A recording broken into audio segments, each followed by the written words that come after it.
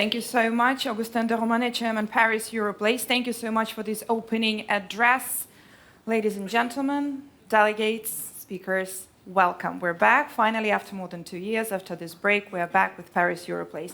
My name is Sasha Vakulina. I'm going to be your master of ceremony today.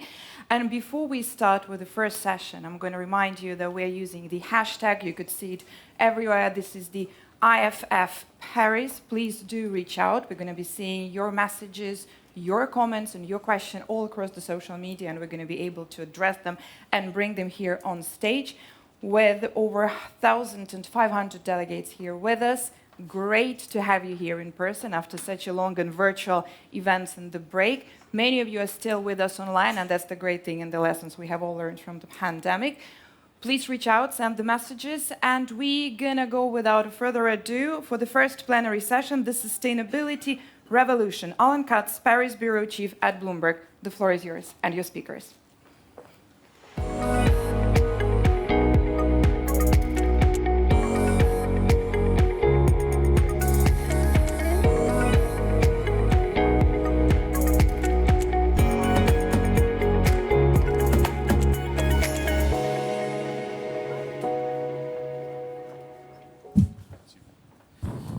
Good morning. Hope everyone is doing well. So we are mostly here in live. Valérie BAUDSON is unfortunately COVID positive, as are many people at the moment, so she will be with us via video conference. So thank you very much for joining me on stage today. We're going to talk about the sustainability revolution.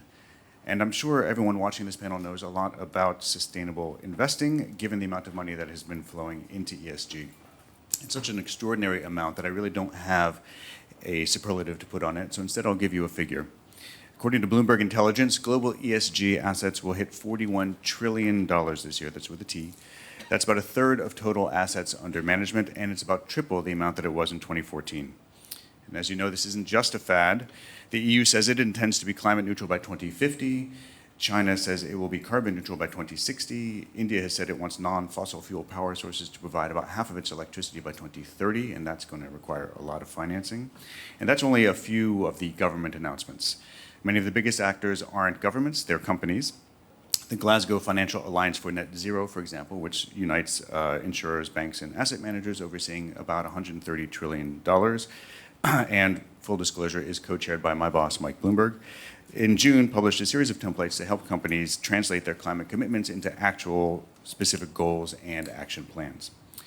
And with the surge of money flooding in to sustainable investing, regulatory scrutiny is also on the rise. It's creating some new challenges for companies that are trying to cut emissions, as well as hopefully helping us along the path of actual climate impact by reducing the amount of greenwashing in the sector. So with us today to discuss how they see the sustainability revolution and what their companies are doing to back that up are Valérie BAUDSON, the CEO of Amundi, who's with us via video conference, or I guess back there. Actually, you're on the monitor over that way. MacGREGOR, the CEO of Engie, Frédéric, OUDEA, the CEO of Société, Générale, and Antoine, GOSSET-GRAINVILLE, the chairman of AXA. So thank you again for being with me on the stage. My first question is for one thing, just to step back for 1 second. As you may have noticed, there are 3 financial investors and 1 industrial operator on the stage. So the questions will be a little bit split between essentially those two groups. So my first question, which is a financing question, I'll start with Valérie BAUDSON. One of green financing's biggest dilemmas is whether investors should stop funding businesses that are too polluting, or whether they should invest in them and try to help them become greener. And so my question for you, Valérie BAUDSON, and then it will be for AXA and Société Générale afterwards, is where do you fall on that question and why? Well, thank you very much, Alan. I hope you hear me well. Sorry to be here in person with you. To answer your question, as the largest European asset manager with over 2 trillion in assets, we consider at Amundi that our responsibility is not simply to decarbonize portfolios, but really to support the decarbonization of the whole economy. Of course, one should not lose sight of this self-evident truth. The economy today is not aligned with the net zero transition, and transitioning the economy in all sectors and in all countries is a major and very, very expensive challenge. And above all, it will be an industrial revolution. So it requires the action of three major stakeholders: the states, the corporates, and the financial sector. The states, of course, must frame the overall objective and define the proper regulation. The corporates must transform their business and industrial model in a socially acceptable way, and I'm insisting personally on socially acceptable way. And the financial sector must support this transformation by financing new projects, but also by investing in all companies that are transforming themselves. So as a result, once again, to answer your question, I consider that this is our responsibility to support the transformation of carbon-intensive and high-impact sectors, because they are critical to the functioning of our economy and to the inclusive energy transition. Of course, as an asset manager, in parallel, our responsibility as a shareholder on behalf of our clients is to follow up the commitment and concrete actions of these companies. And at Amundi, we already engaged more than 500 companies worldwide on climate today. We expect from these companies in which we invest that first, they commit to reduce their overall carbon footprint at a pace that seems compatible with reaching global carbon neutrality by 2050. Second, they disclose their climate plan and their achievements annually. And third, finally, that they submit these items to a shareholder vote at the annual general meetings. Thank you very much. So, Frédéric OUDEA, in terms of the lending or other financing that Société Générale does, do you have sort of, I guess, similar commitments that you require people in order to get loans? And how is Société Générale set up in terms of the sustainable financing? The question that I had, but do you invest in polluting companies and try to make them greener, or do you just avoid them? Yes. First of all, good morning. It's a pleasure to be with you. We have an extraordinary violent lights in front of us. Perhaps we could reduce the electricity consumption by decreasing slightly the volume. I don't know. But more seriously, first of all, let me say, we consider we have a transition to make.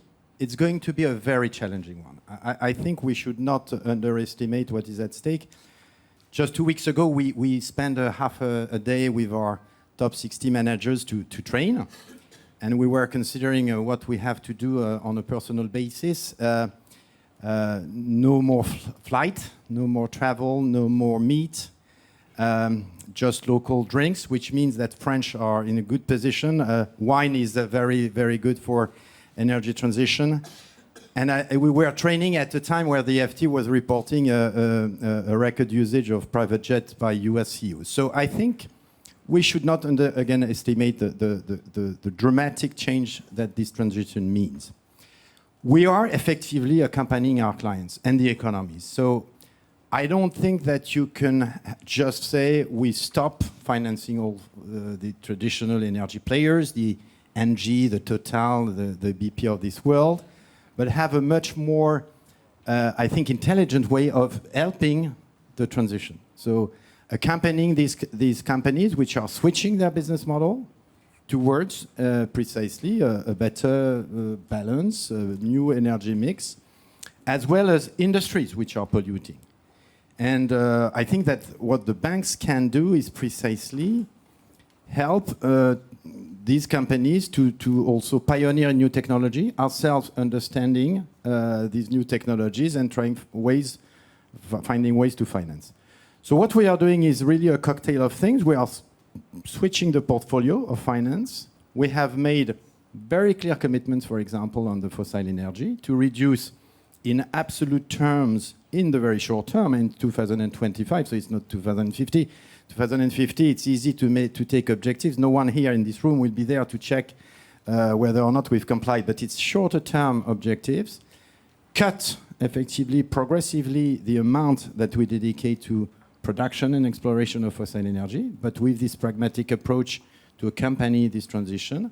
Develop renewables, of course, and beyond, help energies which are using energy. It can be, for example, transport, infrastructure, construction, to find ways, again, to have less emission and develop new technology. So I think the financial sector has a key role to play. And we as French banks, we as European banks, we are acting, I think, very actively to contribute. Thank you. So Antoine GOSSET-GRAINVILLE, AXA too, as an insurer, is a major investor in all sorts of different companies and assets. From your perspective too, how has AXA tried to implement sustainable investing as part of its program? How has it tried to, and has it decided to stop funding some companies which it's deemed too polluting?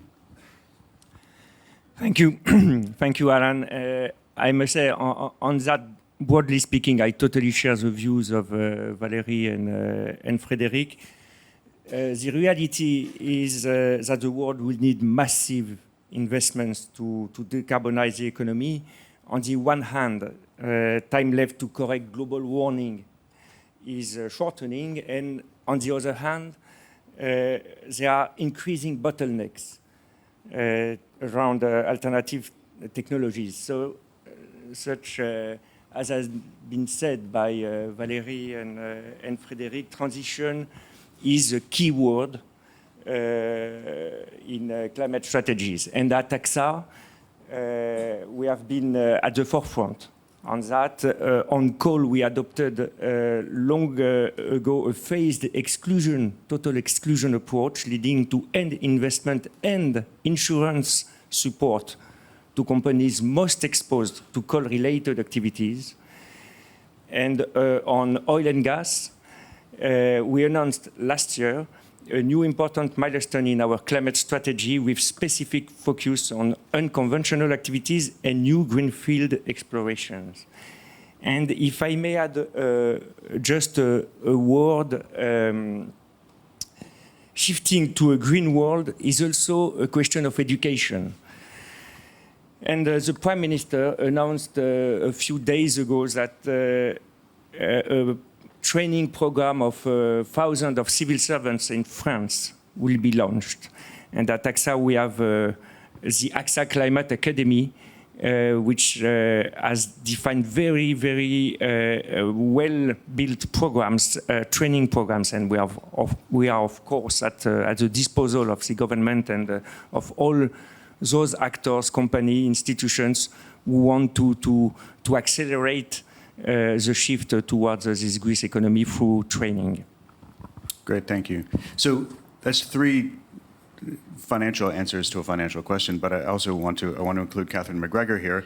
As the head of an industrial company and an energy supplier, what is Engie doing to help its customers decarbonize? What investments have you made to decarbonize Engie itself? And do you have an example or two of ones that have worked particularly well or not as well? Yes, and good morning, everybody. So indeed, at Engie, we are on a roll.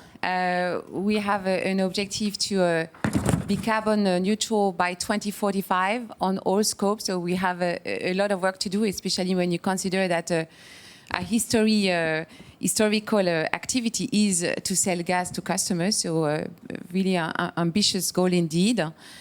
So two aspects of what we're doing. First, we are obviously very focused in decarbonation of our own portfolio and our own activity. And this is done by acceleration in renewable development. By renewable development, I mean, of course, renewable power, so wind and solar.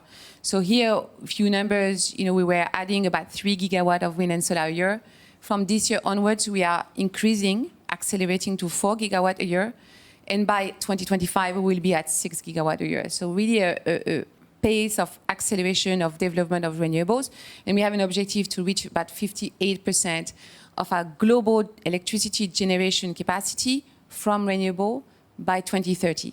So that's on the power side. And then, of course, on gas, which we believe gas will continue to remain important in the energy mix of the future. We are also working really hard to decarbonize this gas using readily commercial resources such as biomethane, and then a bit more emerging technology with hydrogen and anything derivative from hydrogen. So this is really what we're doing on our portfolio, reshaping our portfolio. And I should mention that we continue to have a small percentage of coal generation, which we are also very committed to exit. And this is despite some of the short-term steps that some countries are ready to make. At Engie, we are not changing course. We are going to exit coal 2025 in Europe, 2027 for the rest of the world. Another aspect of what we do, and that's really, really exciting, is to work with our customers to help them themselves decarbonize their own operation.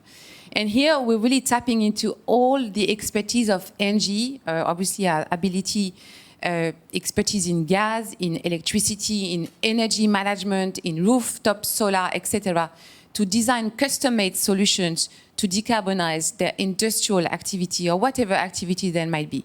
We have capacity in a local energy network, district heating, district cooling, e-mobility, for example. On-site production, here we help them decarbonize the way they generate, whether it's power, whether it's steam, whatever they need to run their industrial operation. And then the last thing is energy efficiency. And you asked me, what are the challenges there?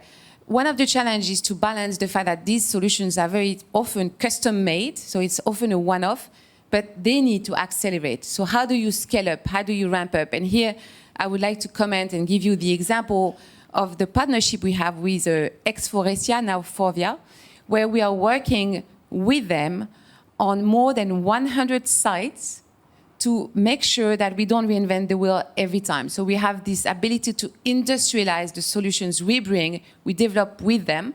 This now includes rooftop solar. This is across 10 countries. So here they really need to have a partner such as Engie, which has this global footprint, or at least a footprint that is sufficient enough so that we can indeed engage in several countries.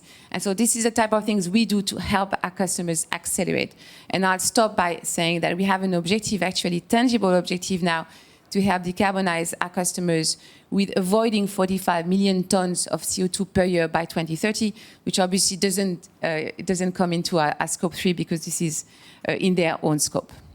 Great, thank you. And so you used the example of Forvia as a way to try to industrialize the way that you're helping customers. For Valérie BAUDSON, and then I will come again to Accent, to Société Générale, do you have a specific example of where you're putting your money to try to help decarbonize the investments? Valérie BAUDSON, you mentioned that you have requirements for reporting, specifically reporting requirements for your investments. Is there one that's been particularly effective that you found in helping a company sort of focus and say, like, oh, actually, this is the way we could reduce our carbon footprint or other pollutants? Do you have I guess, a place that you can say, like, actually, this one thing that we did has worked quite well?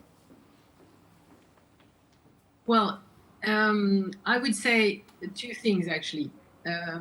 Before giving a specific example, I would say that what is important is that sustainable finance has to be mainstream now in our day-to-day business.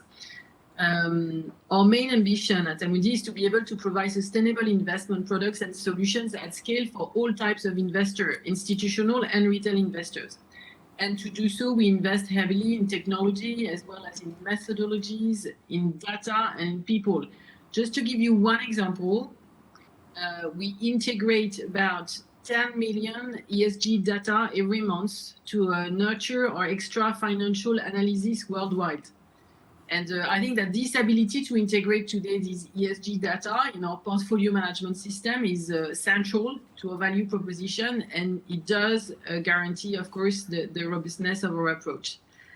But second, to be more specific, I think that innovation is key. And as European players, I believe that we must lead the way in supporting the creation of new asset classes, such as green and social bonds, or new financing solutions like blended ones. So once again, I will take one example. Through our emerging markets green bond program, developed with IFC, with the support of other public and many private investors, we have deployed more than 700 million euros into emerging markets green bonds over the past 2 years, a new market, emerging market green bonds. So this is a demonstration that we can find ways to channel more capital supporting transition, especially in emerging countries where it is so important by creating this new emerging market green bond. Thank you. And Frédéric OUDEA, for Société Générale, I guess the same question. Do you have a specific example of an investment that you found has been particularly helpful, and one that you've used maybe as a template for other types of lending that you might do? Well, perhaps just to highlight that now really ESG is at the heart of our strategies and businesses, and we talk about big money. We had a previous objective to raise 120 billion between 2019 and 2023 of sustainable and green finance. We exceeded this amount in a shorter period of time. And we've raised this objective, 300 billion between 2022 and 2025. A third of balance sheet financing and 2/3 of bonds. So it's really, if you wish, massive financing which are irrigating the economies. Second, I'd like to highlight what we are doing, for example, with the mobility. We are buying, ALD is our fleet management business, and we are buying LeasePlan to create the world leader in car fleet and mobility. And what does that mean? In the next 15 years, we will accompany all the corporate clients to switch their car fleet from fossil energy cars to electrical cars, but also the individual clients. Because people are going to change their usage of this asset from financing, owning the car, to renting, and of course the cars will change. And I think people should understand that beyond just changing of cars, it's also there is a need to accompany the client themselves in understanding what it means, how you ensure effectively autonomy, you charge, etc. So if you wish, this third pillar of our business model will be at the heart of our strategy. And let me just give you also a few examples of very innovative financing, because we can also help, if you wish, to explore new areas. Catherine was mentioning hydrogen. We were the bank selected to structure a fund, a 1.5 billion euro fund, dedicated precisely to hydrogen project with sponsors such as Air Liquide, Total, Vinci, and which has as an aim to contribute to the financing of 15 billion altogether of projects in hydrogen. So this is a way to, again, explore new technologies. We finance also the first privately financed interconnector link, Green Link, which is a cable. It's a way to connect Ireland and the UK to help to connect the national grids and ensure precisely the best usage of the different capacities in Europe, because it's something that we will have to do, of course, including into using renewable. So it's a major project. It will help to support supply energy to 380,000 houses.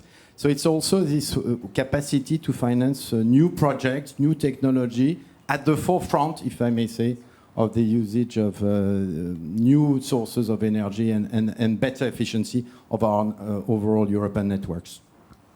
Thank you. And so, Antoine, GOSSET-GRAINVILLE, the same question for AXA is what are a few of the examples of investments that you've made that you think have been particularly effective?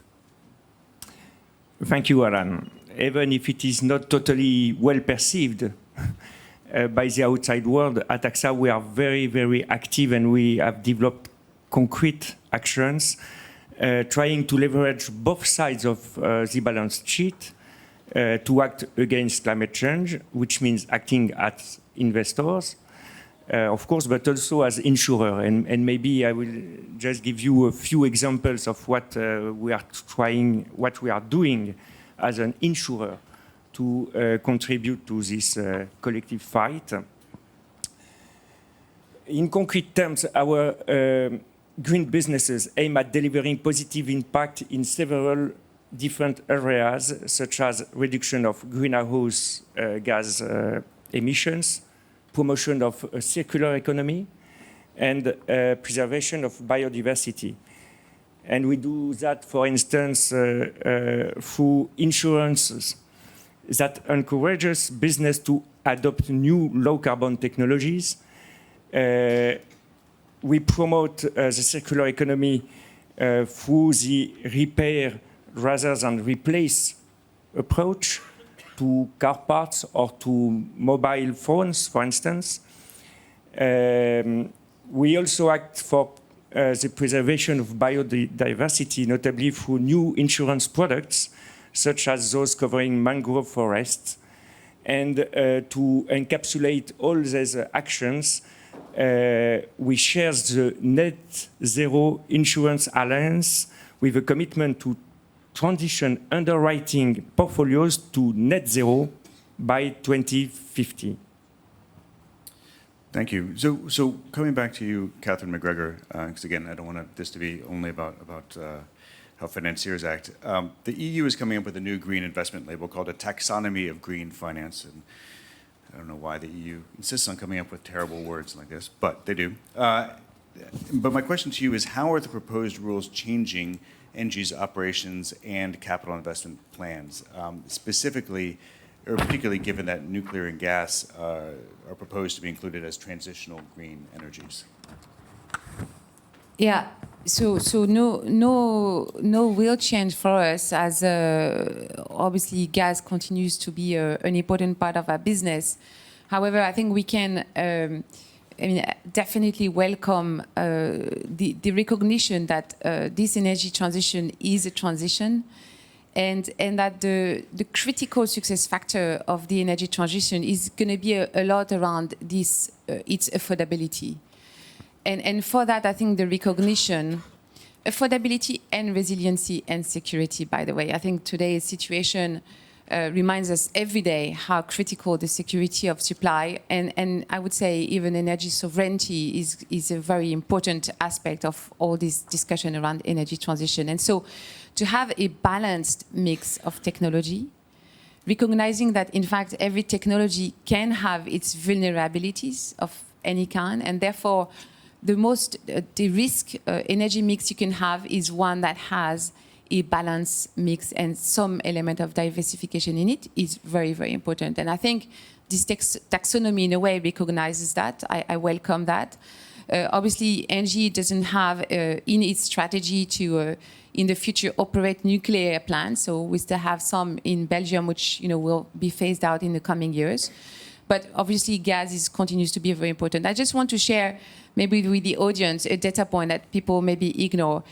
In a cold winter evening in France, the gas network delivers about 1.3 to 1.5 times the whole electrical power that is already installed.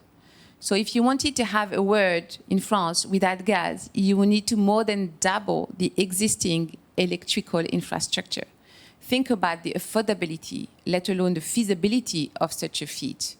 So yes, I believe gas is a very important transition vector. It's very dense, it can be transported, it can be stored. Of course, we have to decarbonize. And so for us at Engie, it's really more about, okay, we have a gas operation, it's very important for the energy transition, but we will decarbonate it, we will decarbonize that gas. And here I go back to what you were saying, Frédéric, around the hydrogen derivative. And today, biomethane, which can be accelerated and has to be accelerated, given especially what's happening in the whole security of supply problems that Europe is facing. Thank you. And so, Valérie BAUDSON, I guess a similar question. Is the taxonomy or the proposal to include nuclear and gas in the green finance taxonomy, does that change in any way your investment strategy, or do you feel like it actually, in fact, what it does is it comes closer to the kind of strategy that Amundi had already put into place? Well, the EU taxonomy is obviously, as Catherine was mentioning, a step forward in terms of setting standards and ultimately channeling more capital towards sustainable activities. And of course, at the level of the portfolio we manage, investing in already sustainable assets is key. But my view is that we can have a much more significant impact by also investing into transitioning assets. And in the current context, especially in Europe, I firmly believe that supporting transition assets is vital.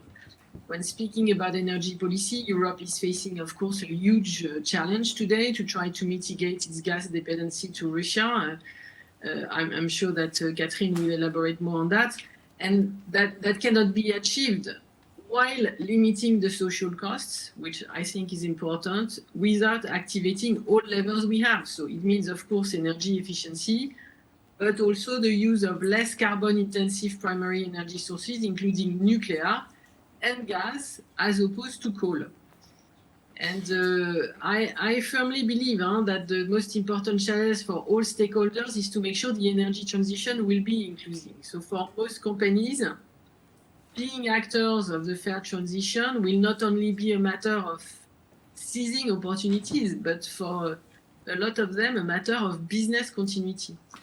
And I think in the short term, as CEO of Amundi, I think it means that we must keep pragmatism to deal with the energy crisis, avoid significant risk of social conflicts, because these ones would obviously ultimately undermine our ability to transition, which is essential.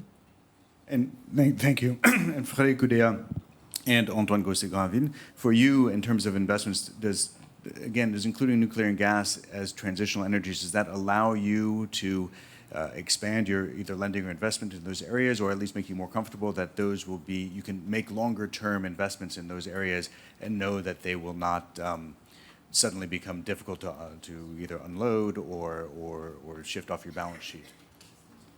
Well, I agree with what Valérie and Catherine said. Again, we need to find a credible and convincing transition scenario. And I think overall we don't spend enough time on sharing that and explaining that. And effectively, I believe in order to, in particular in the current situation of Europe, in the coming months, there will be a lot of controversy and different opinions, but to manage also this extraordinary shift that we are doing in terms of where the gas will come from and the energy, we need to have this scenario. And ourselves, what we are doing, yes, we think gas is needed for the transition. As part of that, we can again commit and carry on committing. We have stick to our commitment to reduce again the financing of exploration and production of overall fossil energy, which means that yes, we will renounce to other pockets, but gas will remain important. Exit coal, for us it's totally marginal, and we've all committed to exit in 2030 for OECD countries and 2040 for the other regions. Having, of course, also a look at the different geographies, I'm very worried to a certain extent that we always take the view from Europe, but we need also to consider emerging markets, but build this worldwide scenario. And of course, hopefully with coordination at a worldwide level, which remains complex. So yes, we can, if you wish, I think, align with scenarios which will help to limit the temperature, reduce the footprint of fossil energy, while carrying on supporting gas as an energy of transition, and of course nuclear, which will probably be part of the mix for Europe, certainly, and other countries, and carry on having, again, the capacity also to finance more renewable, which will also rebalance the whole thing. And for AXA? I'm aligned with that.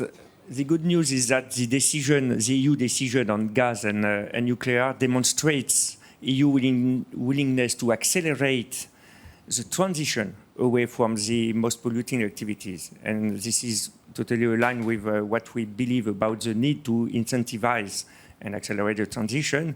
Again, on climate, the key words are ambition, determination, but also credibility.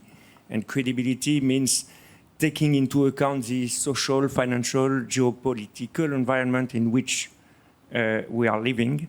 And the new taxonomy is, in my view, consistent from this point of view. And the Open Parliament move also potentially opens the possibility to include the notion of transition based on clear transition plans, which is what we need within the taxonomy. Thank you. You mentioned the word credibility, and I mentioned in my introductory remarks the issue of greenwashing and regulatory scrutiny in this area. And so I have one question, and this is mainly for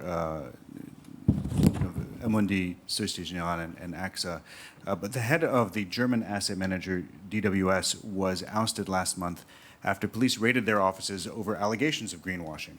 And so I guess my question is, from your point of view, what are the responsibilities of investors and financiers in terms of ensuring that what is claimed to be a climate-friendly investment is actually doing something to help the environment? Valérie BAUDSON, you've mentioned, the reporting requirements you have for companies, but what do you need to do in terms of follow-up to make sure that what they report is actually true and what they're doing is, in fact, at the end of the day, net positive for the world in terms of greenhouse gas emissions?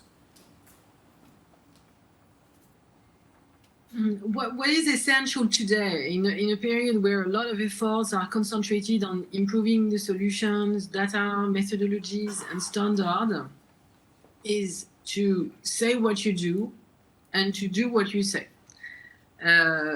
Extra scrutiny from various stakeholders, including regulators, is absolutely normal. I'm personally very confident in the integrity and robustness of our approach at Amundi. We've been working a lot on it for several years. This is actually centered on core convictions that are well established, that are transparent, and which is even more important, that are consistently applied by the entire Amundi team. And one additional point, which is extremely important, is that it is supported very concretely by a robust and centralized technology and risk platform. Frédéric, OUDEA? Well, yes, I agree with Valérie with the difficulty that we lack of common standards, and I think it's really a priority. Ensure more common methodologies. For the time being, we are working on this. I think we have ahead of us a collective work of 2 to 3 years, and we need to ensure that, because otherwise there is a risk that in the communication things are not mentioned, etc., and will be topics for controversy.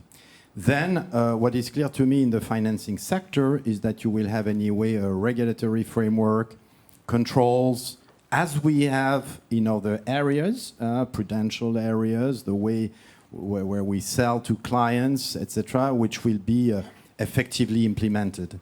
And at the end of the day, it's true, it's the CEO responsibility to ensure the consistency of what is being done internally, what is being said, and of course, do what you are saying you want to do, and not use at the end of the day this topic as a communication tool. The most dangerous thing is to think it's about communication. It has to be around action, and then communication has to be aligned with your concrete actions. Antoine, GOSSET-GRAINVILLE, and then I'll come to Catherine MacGregor. I would only add that from a corporate responsibility standpoint, transparency is key. That's why all AXA policies are public and can be consulted on, notably in our climate and biodiversity report. But I agree with Valérie and Frédéric on the fact that governments and regulators also have a critical role to play in setting consistent legislative frameworks and standards to define what is green or not, and how the transition should be assessed. And in this regard, we have to admit that the EU has been at the forefront, developing a comprehensive regulatory approach, but it is fair also to recognize that all is not finalized yet, and important work remains to be done to achieve a standardization of approaches and methodologies. And of course, we will support any move in that direction. Catherine MacGregor. Maybe just a complement, a little bit of a different view, taking a step back on this topic. I think when you think about it, the best shield there will be against greenwashing is a strong alignment between value creation and decarbonation. In other words, I think companies need to find a way to make it a good business to decarbonize themselves and the others. And that's really when you will get to true sustainability, because there will not be sustainability if you don't have economic sustainability. And I think this is something that I, as the CEO of Engie, I think a lot about, and hence, the idea to to go and accelerate in renewables, because I think this is a good business. And then you have this strong alignment. And I think that's going to be a strong shield against greenwashing. So in a way, future-proofing the company, to use a bit of a buzzword, is important. So I have one question about that, and we've run through our prepared questions, so now it'll be off-the-cuff ones for you. But several of you mentioned the question of social cost in terms of energy transition, and you just talked about making it a good business. So it seems to be, in some ways, in conflict. There's quite a high cost in terms of actually transitioning away from, first coal and then perhaps later gas, towards non-fossil fuel energies, and yet your argument, Catherine MacGregor, is that it can be a good business for people. So I guess my question is, where does that balance come? Do you need to make it a good business first, in order, it has to be profitable for companies to be able to do this, and beneficial financially for consumers, whether industrial or residential, first, and then you sort of push them along the energy transition? Or do you need to instead put in regulations first that say, like, no, we just need to cut off X or Y or Z fossil fuel, or reduce it by X amount per year? The cost will be very high at the beginning, but the cost will reduce over time as companies come up with new ways of creating hydrogen, or new ways of improve solar panels or whatever, in terms of reducing the costs of that kind of energy transition. I don't know, Valérie BAUDSON, if you wanted to start with an answer. That's an excellent question. I mean, that's the excellent question. For me, everything is. In that question, everything is about balance. If we are a responsible investor at Amundi, it's because we strongly believe that a company that is taking care properly of the environment and of the social aspects or consequences of what it's doing is a source of profitability and performance in the long run. And I'm absolutely certain of that. Then there is a question of short term. Typically, we are speaking about the situation in Europe today, and the geopolitical aspects we have to take into account right now. We must not go too fast, just to make sure that we can manage the social consequences of what we are doing. So everything in the decision we make is a question of right balance between taking the good long-term decision for the planet and globally for the human being, but at the same time making sure that our short-term decisions are not harming our long-term goal. Thank you. Just to change the order a bit, Antoine, GOSSET-GRAINVILLE, let me come to you with that same question. Does it need to be a profitable business first, or does it need to be, or we need to try to reduce the emissions first? What's the priority? Well, on that, I totally share the view of Catherine. I don't see there is a contradiction between the two objectives. Having said that, we have to work and to face real situations. And to answer those real situations, there are two words. First, transition, as we have said, which means credible plans which take into account the realities, social and economic realities. And we also have to pay attention to the social impact of what we are doing. And in ESG, I remind you that there is also an S, which means to develop also social policies. For instance, in insurance, or at AXA especially, we are developing a very ambitious plan for inclusive insurance, which means proposing products adapted to those populations who are ill-served from an insurance point of view and who are close to the poverty line. And we have to work simultaneously on these various fronts to have a consistent policy which is at the benefit of everyone. Frédéric, OUDEA. Again, I think we don't spend enough time on, and here, let's put aside the short-term issue of the war, because at the end of the day, the issue is not the next 6 to 18 months, but really the next 5, 10, 20 years. And again, we don't spend enough time on precisely the right balance between, of course, mastering the evolution of the temperature, which would have if not, it's not controlled, massive consequences, including in terms of cost on businesses, on countries, on economies and societies. And at the same time, of course, ensuring people have access to energy at a decent price. Otherwise, you will have anyway a problem with democracy. So I think we have to spend more time. Probably there are, again, scenarios which, again, are consistent in the long run, which means a progressive transition of the energy mix, definitely. Determination of all players to act. And effectively, it happens, I'm convinced, yes, there are ways to make that transition economically feasible, viable for all actors, all players. The amount of financing which will be needed is going to be massive, let's face it. But it's also a way to fuel also the economy, new jobs. But again, we have to understand better and share better the right balance and the right scenarios going forward in the next 10 to 20 years. And Catherine MacGregor, your views on that balance? I mean, I think the answer is in your question. If we don't get and if we don't keep this energy transition affordable, it won't happen. I think there will be such a social pushback, it will be stopped. So there is no other way.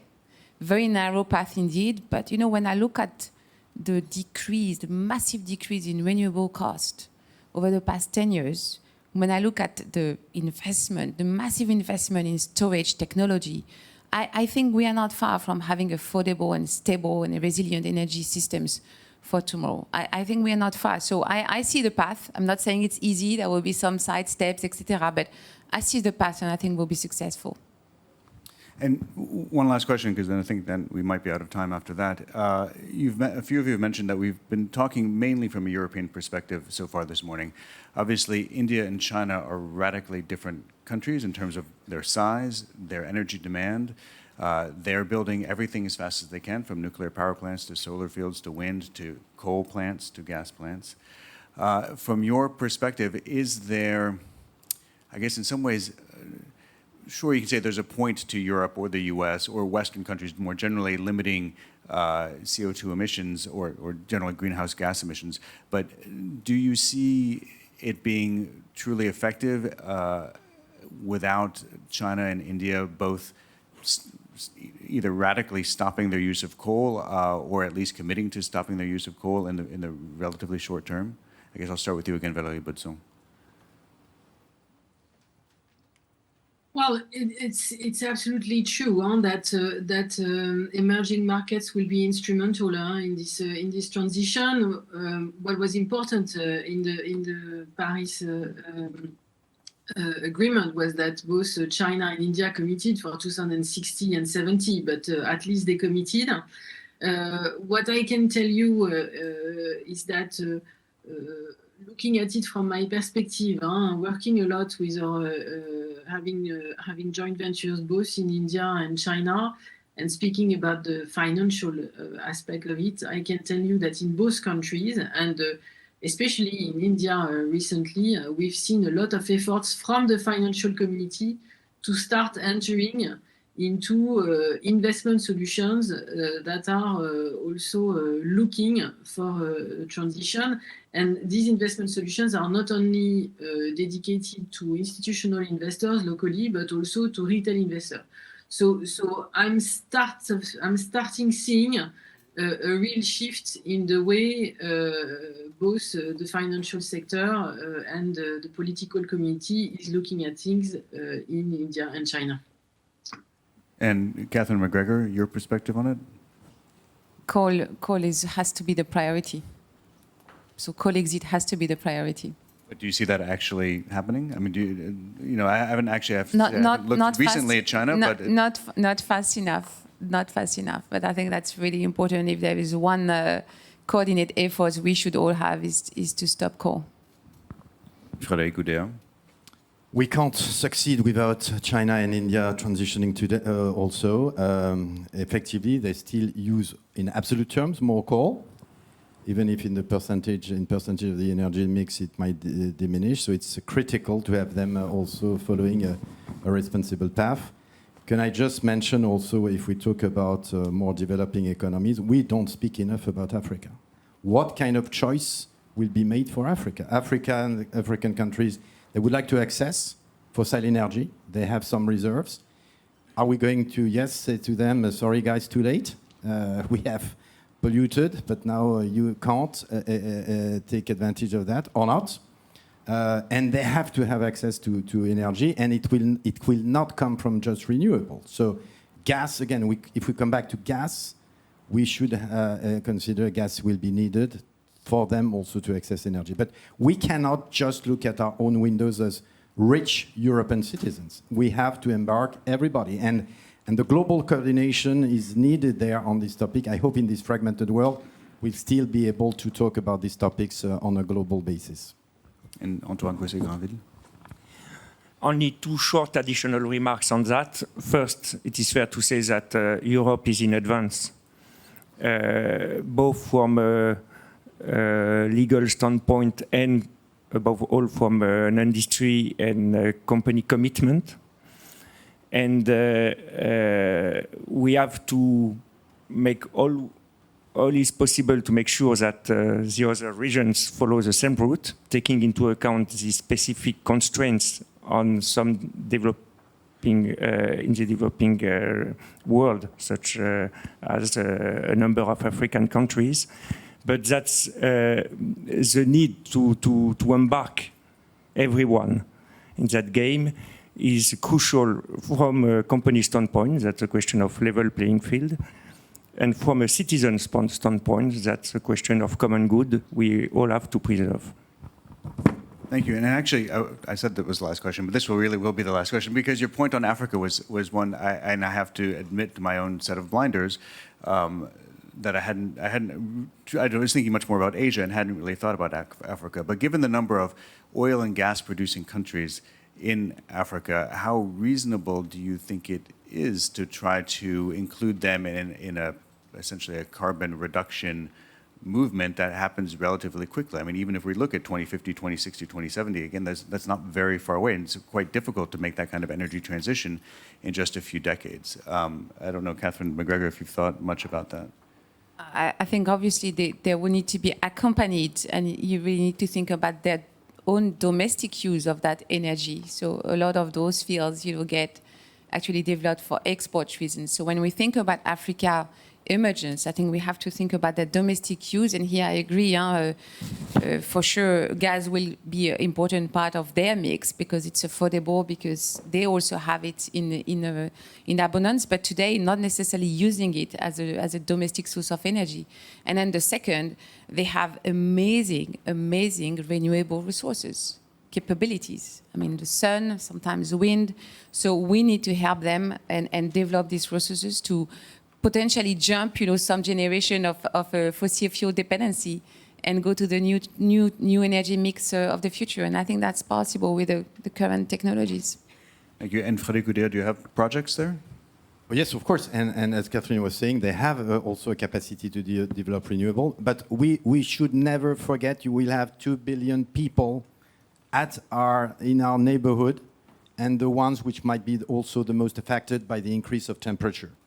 So we cannot underestimate this issue. And yes, we have probably to accompany, but consider their specific needs and trajectory. Thank you. And Antoine GOSSET-GRAINVILLE, does AXA have any projects in Africa and worked on any energy issues there? Yes, of course, and not only on energy, but also on biodiversity. And we committed to invest 1.5 billion in forest, which notably covers some regions of Africa. And for the rest, I totally share the views of Catherine and Frédéric. And Valérie BAUDSON. There's Amundi. I'm not sure Amundi actually has much in the way in terms of asset flows from Africa, but perhaps you do. And again, I was just unaware of it. No, well, actually, of course, I agree with Catherine, Antoine, and Frédéric. But maybe as one last point, I would like to mention that for the time being, it's also very, very important in terms of energy reduction and commitment, if we compare Europe to the rest of the world, to wait for the United States. It's a bit the elephant in the room here, but I think we need to speak about that as well. on the very short term, the commitments of our American colleagues will be the most important ones. That's true, but that will unfortunately be the subject, have to be the subject of a different panel. I don't think we have enough time to cover that. But thank you very much. I'd like to thank all of my panelists for spending the time to discuss it. And I will pass it back on. Thank you again.